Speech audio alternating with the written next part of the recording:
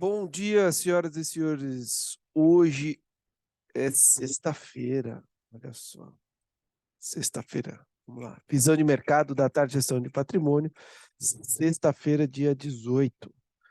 Tinha feito um pequeno erro ali, um disclaimerzinho. Bom, Boletim Fox chegando a semana, falamos incessantemente sobre essas revisões aqui.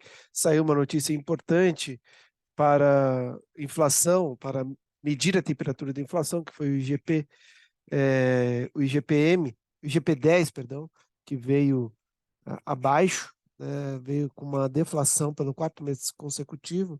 Então mostra que ainda tem uns efeitos acontecendo da taxa de juros a esse patamar aqui. Então é importante a gente acompanhar. Porém, enfim, depois como a gente vai ver todo o impacto na curva de juros, a gente vai sentir isso aqui na semana que vem. Vamos ver como que vai se comportar isso aqui, tá? Então, como é sexta-feira e depois de tudo que aconteceu no mercado, fica difícil falar. Com relação às narrativas do mês, nada mudou, nada significante em relação ao que já foi falado até aqui, tá? É importante, na verdade, falar assim, sobre isso daqui. O que acontece? Eu tento trazer para a narrativa do mês fatos, né? E por quê? Porque ruído a gente é bombardeado a todo instante. Em determinado momento, como é essa que eu coloquei para vocês, a abertura da PEC aí, né?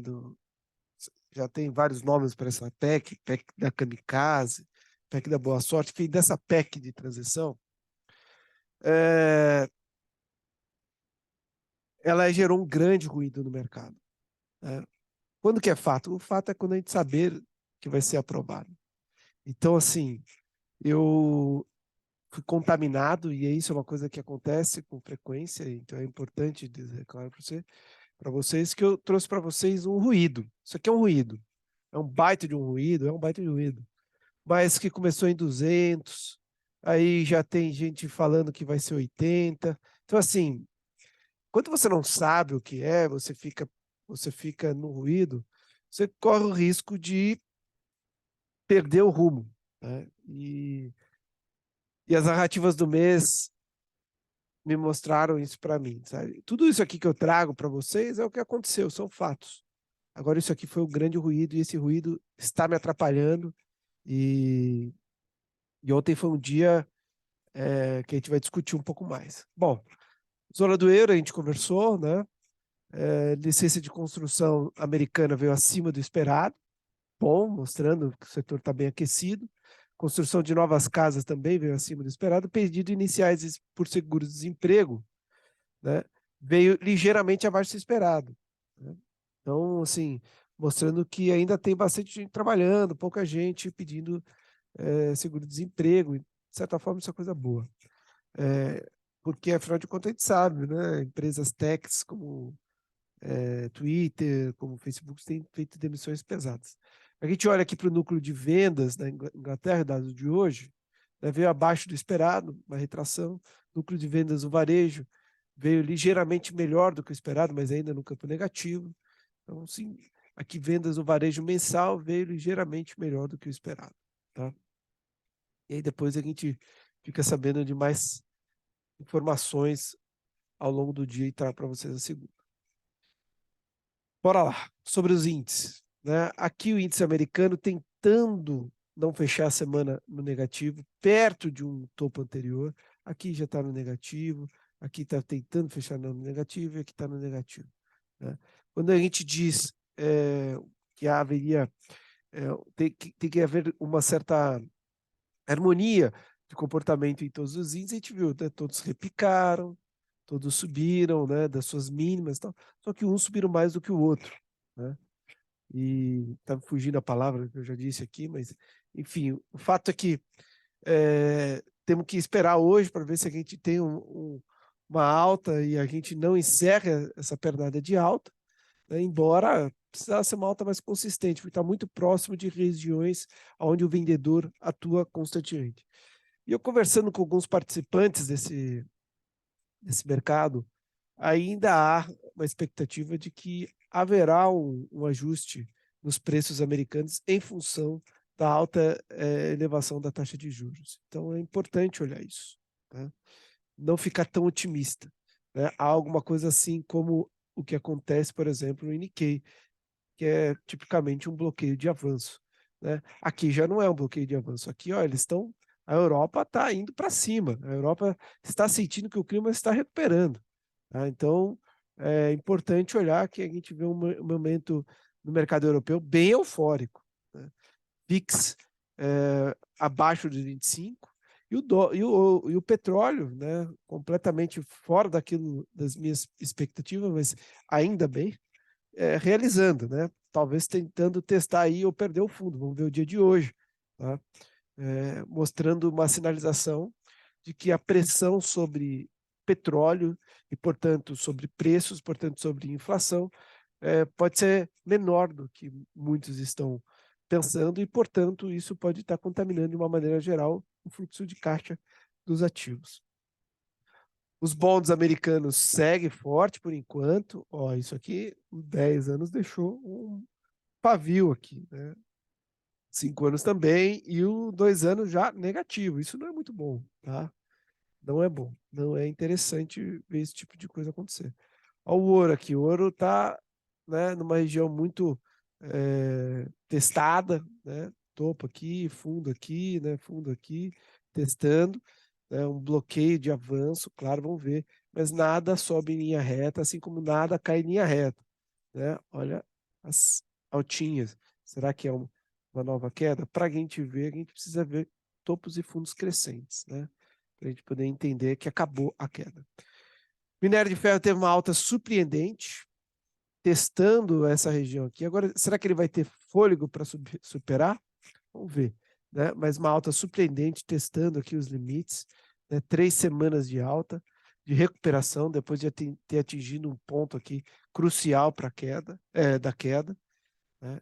Então é importante ver. Em contrapartida, aí tem o minério, um petróleo caindo, um minério forte, né? Então, em contrapartida, isso também atrapalha a inflação. Tá?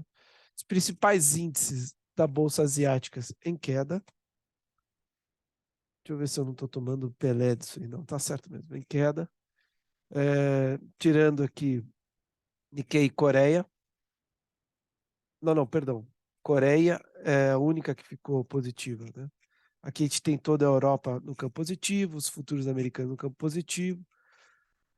O CDS brasileiro ainda estagnado, né? Deve mudar em breve, minha percepção, né? Sai de 256 para 254, né? O 10 anos, 3,79, né? Estava 3 e alguma coisa, aumentou marginalmente. Bitcoin tentando buscar aí os 17 mil dólares e o Ethereum tentando buscar os $1.300, né? De uma certa maneira, eu vejo aqui os mercados europeus e americanos muito otimistas, né? Pena que a gente não está nessa toada.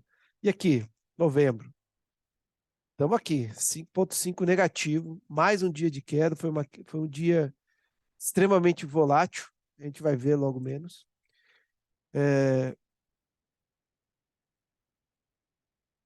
Eu vou mudar essas ordens aqui, extremamente volátil. O que aconteceu? Os estrangeiros têm um estoque positivo no índice e ontem compraram.